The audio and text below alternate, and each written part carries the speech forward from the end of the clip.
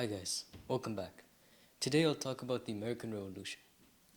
For more than a decade, before the outbreak of the American Revolution in 1775, tensions had been building between the colonists and the British authorities.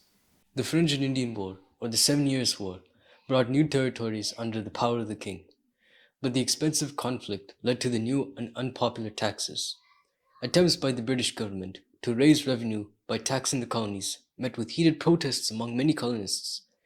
Original British colonists demanded the same rights as other British people back in England.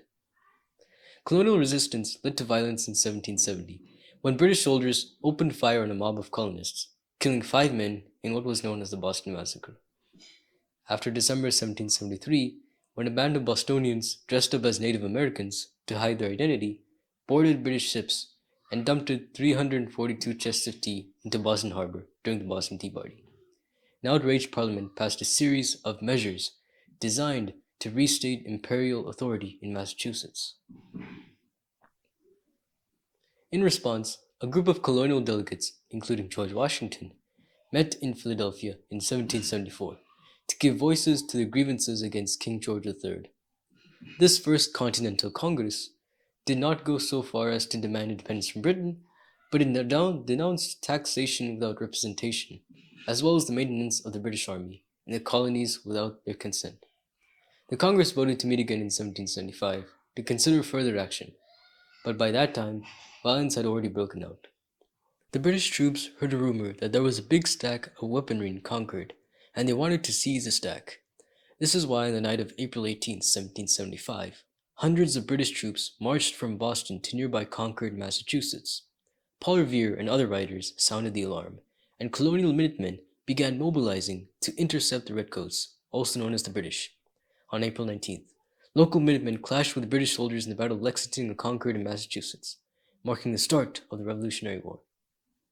When the Second Continental Congress convened in Philadelphia, delegates voted to form a Continental Army, with Washington as its commander-in-chief. On June 17th, in the Revolution's first major battle, colonial forces inflicted heavy casualties on the British regiment of General William Howe at Breed's Hill in Boston. The conflict was called the Battle of Bunker Hill, though. Although it was an overall victory for the Redcoats, it was a moral victory for the Continentals, for they now knew that they could fight the British. By June 1776, with the Revolutionary War in full swing, a growing majority of the colonists had come to favor to independence from Britain. So on July 4th, the Continental Congress voted to adopt the Declaration of Independence, drafted by a 5-man committee including Franklin and John Adams, but written mainly by Jefferson. That same month, determined to crush the rebellion, the British government sent a large fleet, along with more than 34,000 troops to New York. In August, Howe's Redcoats routed the Continental Army on Long Island. Washington was forced to evacuate his troops from New York City by September, pushed across the Delaware River. Washington fought back with a surprise attack in Trenton, New Jersey on Christmas night, and won another victory at Princeton.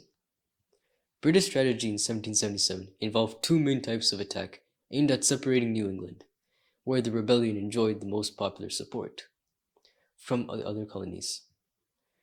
To that end, British General John Burgoyne's army marched south from Canada toward a planned meeting with Howe's forces on the Hudson River. Burgoyne's men dealt a devastating loss to the Americans in July by retaking Fort Ticonderoga, while Howe decided to move his troops southward from New York to confront Washington's army near the Chesapeake Bay.